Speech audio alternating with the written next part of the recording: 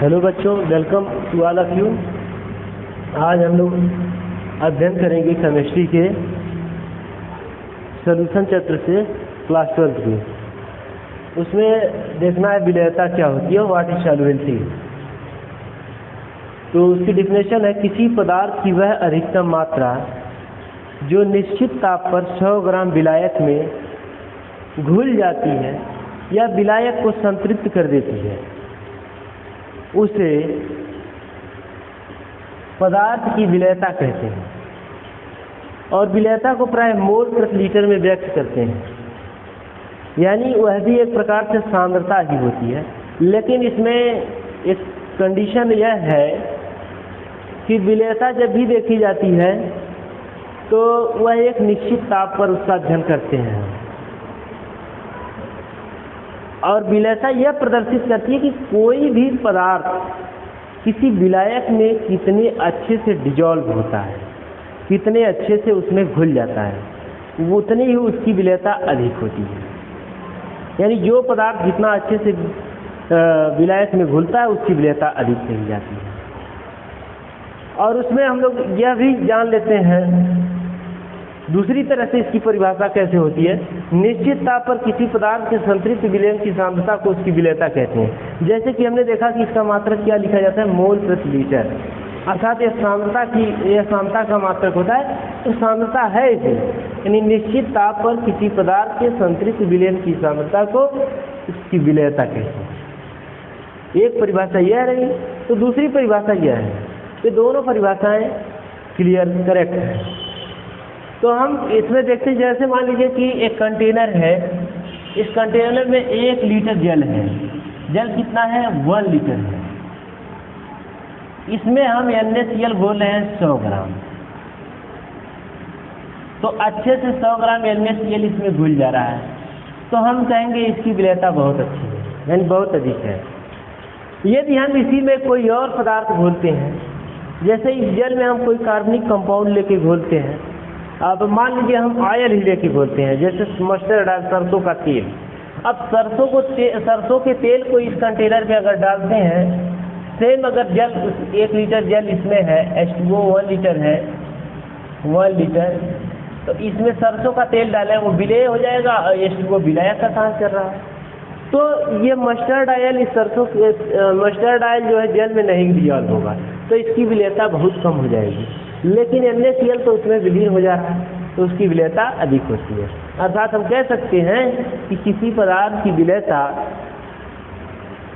उसके विलयन में या विलायक में कितने बढ़िया से घुल जा रहा विलेय, उसकी माप होती है। और हम लोगों ने देख लिया कि मोल प्रति लीटर उसकी क्षमता होती है, उसको व्यक्त किया जाता है मोल प्रति लीटर में। अच्छा, उसकी विलेयता कहते हैं। तो विलेयता को हम लोगों ने क्लियर ढंग से देख लिया, यानी ताप कांस्टेंट रहना चाहिए। यानी हम एक बार फिर से उसकी परिभाषा को रिवाइज कर देते हैं। किसी पदार्थ की वह अधिकतम मात्रा जो स्थिर ताप पर 100 ग्राम विलायक में घुल जाती है अथवा विलायक को संतृप्त कर देती है, उसे उस पदार्थ की विलेयता कहते हैं। विलेयता को प्रायः मोल प्रति लीटर में व्यक्त किया जाता है। अथवा दूसरे शब्दों में इसकी परिभाषा देते हैं, निश्चित ताप पर किसी पदार्थ के संतृप्त विलयन की सांद्रता को उसकी विलेयता कहते हैं। ठीक है, इस चीज़ को हम लोगों ने देखा और एग्जाम्पल से स्पष्ट भी किया कि किसी पदार्थ को यदि किसी विलायक में घोला जाता है तो जितना बढ़िया से वह पदार्थ उसमें घुल जाता है उसकी विलेयता उतना ही अधिक होती है। अब एग्जाम्पल तब NaCl को, जैसे हम चीनी को भी अगर जल में घोलते हैं तो अच्छे ढंग से घुल जाती है, तो उसको भी हम लोग कहेंगे इसकी विलेयता अच्छी है, अधिक है। लेकिन अगर हम वही यूरिया को घोलते हैं जल में तो वह घुलने में काफ़ी समय लेती है, वो घुलने में काफ़ी समय लगती है, इसलिए कहा जाता है उसकी विलेयता कम होती है। तो ठीक है, फिर हम लोग देखते हैं विलयनों के प्रकार। इस आधार पे कोई विलायक कोई विलेय पदार्थ किसी विलायक में कितने अच्छे से घुलता है, या विलेयता के आधार पर हम देखते हैं विलयन कितने प्रकार के होते हैं। तो विलेयता के आधार पर विलयन 3 प्रकार के होते हैं। पहला है संतृप्त विलयन, दूसरा होता है असंतृप्त विलयन और तीसरा होता है अति संतृप्त विलयन। तो हम एक एक का अध्ययन कर लेते हैं। तो पहले तो हम देखते हैं संतृप्त विलयन किसे कहते हैं। इसको इरेज कर देते हैं। संतृप्त विलयन की हम लोग चर्चा करते हैं। संतृप्त विलयन होता क्या है? संतृप्त विलयन अर्थात सैचुरेटेड सॉल्यूशन वह विलयन जिसमें स्थिर ताप पर और अधिक विलेय न घोला जा सके उसे हम लोग संतृप्त विलयन कहते हैं। संतृप्त विलयन एग्जाम्पल के तौर पे देखते हैं कि जैसे मान लीजिए एक कंटेनर है, इस कंटेनर में जल है 1 लीटर वाटर कितना है H2O मॉलिक्यूल 1 लीटर 1 लीटर। ये विलायक है, विलायक, और इसमें हम घोल रहे हैं चीनी प्रथम बार 50 ग्राम शुगर। इस शुगर को हमने डिजॉल्व किया इसमें, ये शुगर घुल गया चीनी, और तापमान इसका कांस्टेंट है, तापमान टेम्परेचर कांस्टेंट।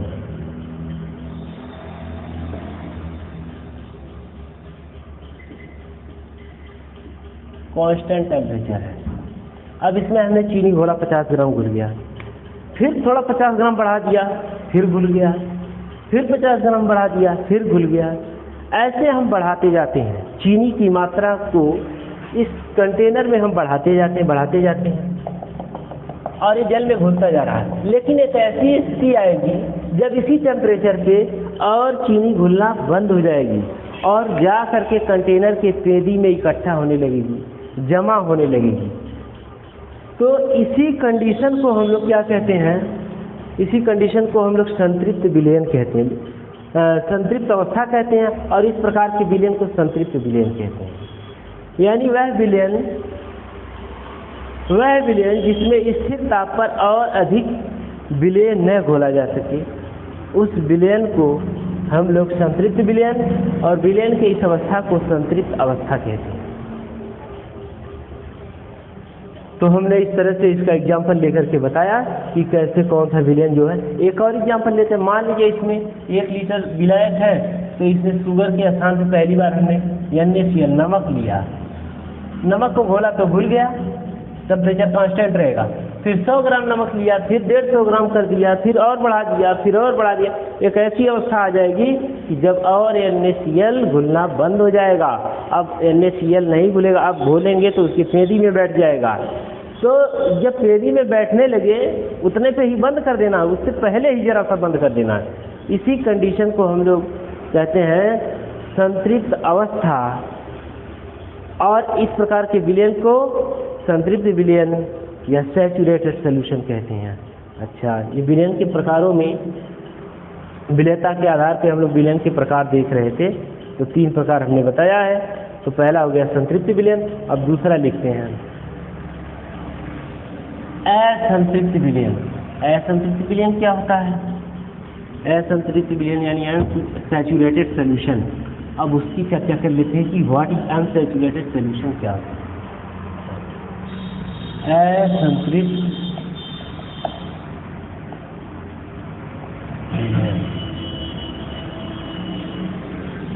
अनसैचुरेटेड सॉल्यूशन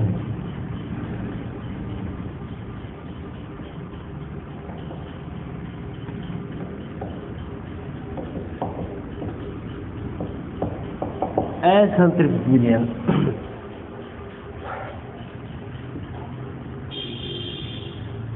मान लीजिए कंटेनर है, इस कंटेनर में जल भरा है, कुछ भी 2 लीटर जल लेते हैं, 2 लीटर H2O, यानी यह विलायक हो गया, सॉल्वेंट। इसमें हम अधिकतम 500 ग्राम चीनी घोल सकते हैं। मान लिया सपोज दैट, तो इसमें अधिकतम हम 500 ग्राम चीनी घोल सकते हैं। परंतु हमने घोला यानी शुगर की मात्रा SUGAR घोल सकते हैं कितना? 500 ग्राम। लेकिन अभी घोल रखा है कितना? 200 ग्राम। 200 ग्राम शुगर हमने घोल रखा है। लेकिन कहाँ तक घोल सकते हैं? घोल सकते हैं 500 ग्राम तक, लेकिन 2 ही 100 ग्राम इसमें उपस्थित है। तो इस विलयन को हम लोग क्या कहेंगे? इस विलयन को हम लोग असंतृप्त विलयन कहेंगे। यानी अभी यह संतृप्त नहीं हुआ है, पूर्ण रूप से कंप्लीट इसमें मतलब नहीं हुआ है, इसमें और अधिक घोला जा सकता है, इसकी अभी क्षमता पूरी नहीं हुई है। क्षमता किसकी क्षमता? कि विलय को घोलने की क्षमता अभी कंप्लीट नहीं, अभी और घोला जा सकता है। कितना घोला जा सकता है? 200 में अभी 300 बढ़ाया जाता है तो 500 होगा, तो 300 भी विलय इसमें और अधिक घोला जा सकता है। इसलिए हम इस विलयन को क्या कह रहे हैं? अनसैचुरेटेड सॉल्यूशन, अर्थात असंतृप्त विलयन कह रहे हैं। असंतृप्त विलयन की परिभाषा क्या होगी, इसको हम बता देते हैं। किसी भी विलयन में विलय की मात्रा यदि उसकी विलयता से कम होती है तो वह विलयन असंतृप्त विलयन कहलाता है। किसी भी विलयन में यदि विलय की मात्रा उसकी विलयता से कम होती है तो उस विलयन को असंतृप्त विलयन कहते हैं। वह इसकी परिभाषा हो गई। यानी लिख भी देते हैं असंतृप्त विलयन किसे कहते हैं? किसी विलयन में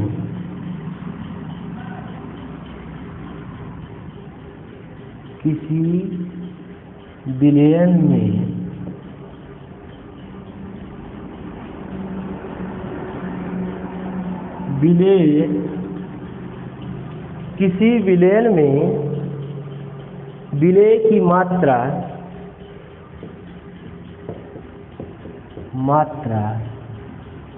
यदि उसकी विलयता से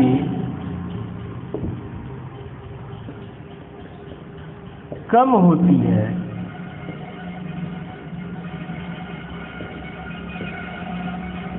तो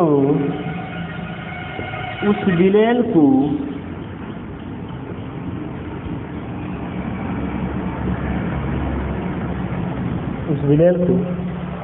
असंतृप्त विलयन कहते हैं।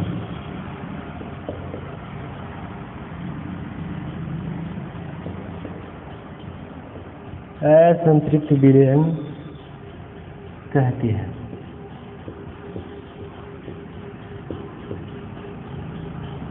उस विलयन को क्या कहते हैं?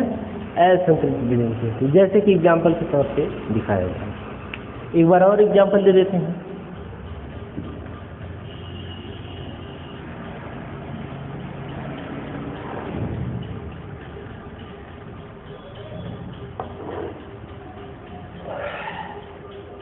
जैसे मान लीजिए फिर एक कंटेनर लिया हमने, इसमें जैसे ले लो 3 लीटर H2O, यह विलायक हो गया। और इसमें कितना घोला जा सकता है?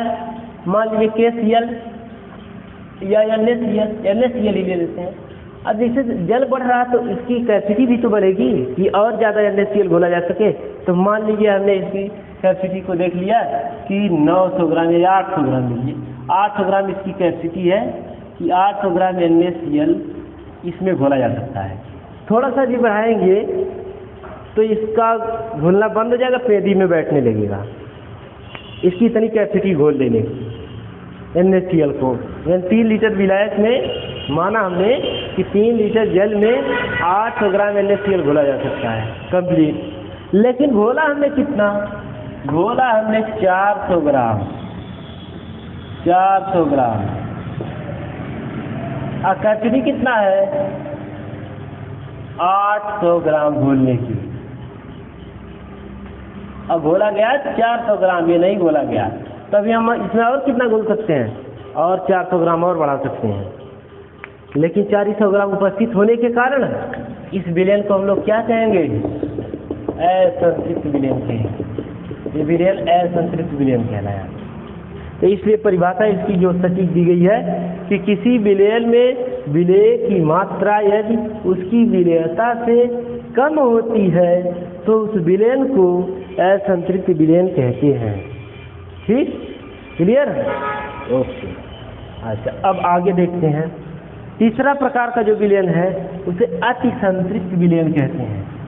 अतिसंतृप्त विलयन, इसको इरेज करते हैं। अतिसंतृप्त विलयन भाई किसे कहेंगे? अब इसका मतलब अति मतलब अधिकता हो गई। अब किसकी अधिकता हो गई? विलायक की अधिकता हो गई, तभी तो अति हो गया। तो विलायक की जब अधिकता हो जाए, अच्छा किस कंडीशन से अधिकता? मतलब उसकी विलयता से अधिकता है। देखते हैं अतिसंतृप्त विलयन। अतिसंतृप्त विलयन, सुपर सैचुरेटेड सॉल्यूशन।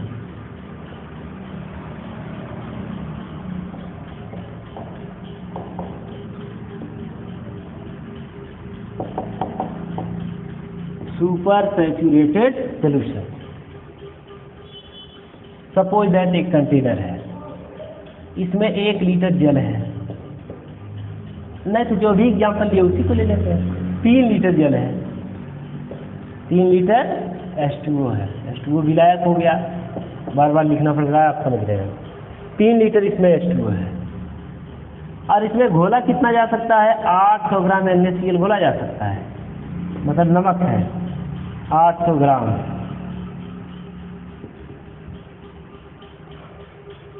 तब ये विलयन कैसा हो जाएगा? तब ये विलयन संतृप्त हो जाएगा। मतलब इसकी विलयता यही है, 800 ग्राम इसमें घोला जा सकता है, इसकी क्षमता इतना है। लेकिन हुआ क्या? अच्छा, टेम्परेचर उस समय कांस्टेंट होना चाहिए, CONSTANT, ये कांस्टेंट होना चाहिए। लेकिन विशेष परिस्थितियों में कभी कभी ऐसा होता है कि ताप और बढ़ा दिया जाए। ताप अगर और बढ़ा दिया जाए, यानी टेम्परेचर को क्या किया जाए? प्लस कर दिया जाए, इसको जोड़ दिया जाए टेम्परेचर को, तब 800 के बदले कितना और घुल जाएगा? 100 ग्राम और अधिक घोला जा सकता है NaCl। अब इसका मतलब क्या हुआ? यह विषम परिस्थितियों में स्थिर ताप पर, यानी विषम परिस्थिति मतलब टेम्परेचर बढ़ा करके तब स्थिर किया गया, अब फिर नहीं बढ़ाया जाएगा। अब उसमें देखा गया कि 100 ग्राम और घुल गया, तो अब इसका टोटल वैल्यू कितना हो गया? 800 + 100 900 ग्राम। तो ऐसी स्थिति में विलयन को क्या कहेंगे? अतिसंतृप्त विलयन कहेंगे, यानी सुपर सैचुरेटेड सॉल्यूशन कहेंगे ऐसे विलयन को। तो परिभाषा हम लोग कैसे देंगे? परिभाषा देंगे, विशेष परिस्थितियों में निश्चित ताप पर किसी विलयन को संतृप्त करने के लिए आवश्यक मात्रा से अधिक पदार्थ की मात्रा यदि विलयन में उपस्थित होती है तो उस विलयन को अतिसंतृप्त विलयन कहते हैं।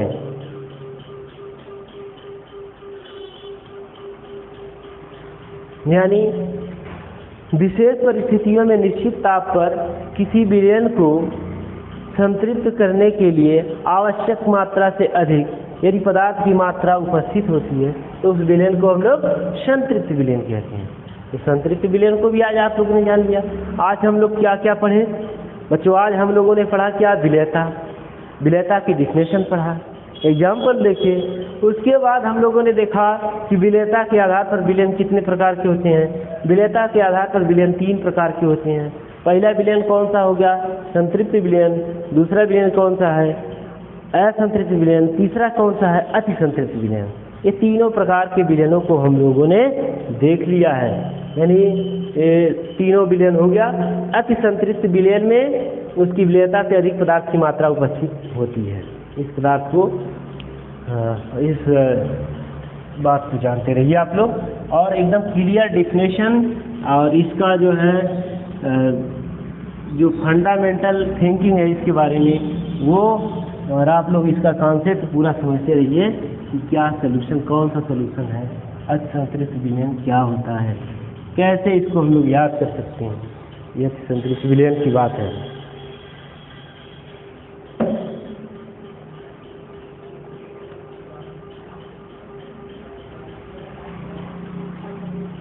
परिभाषा इसकी लिख देते हैं। विषम परिस्थितियों में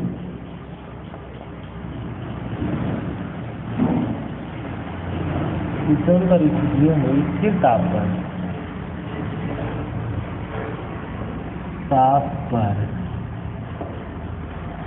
विषम परिस्थितियों में स्थिर ताप पर किसी विलयन को संतृप्त करने के लिए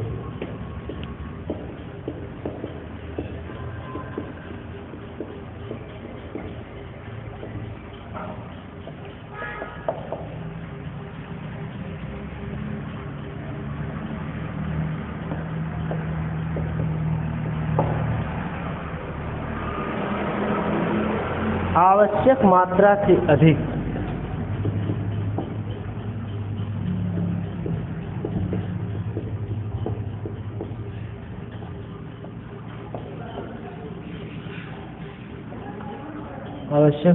से अधिक पदार्थ की मात्रा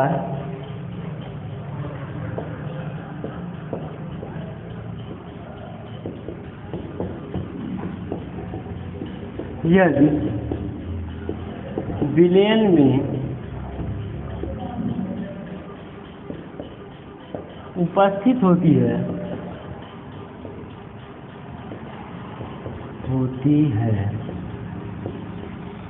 तो उस विलयन को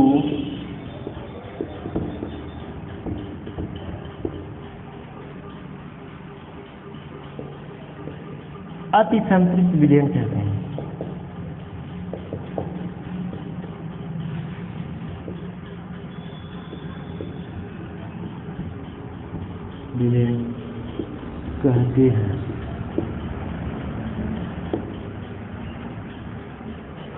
थैंक यू बच्चों, आज के लिए इतना है।